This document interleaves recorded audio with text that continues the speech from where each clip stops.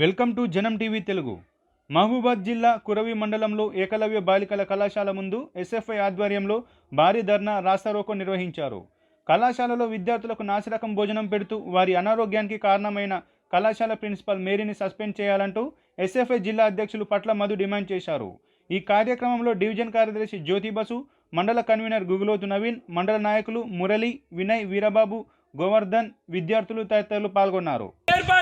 విద్యార్థులకు సన్నబియ్యం వెంటనే జిల్లా కలెక్టర్ గారు వెంటనే అవినీతికి పాల్పడుతున్న ప్రిన్సిపల్ వెంటనే సస్పెండ్ చేయాలి. అవినీతికి పాల్పడుతున్న ప్రిన్సిపల్ వెంటనే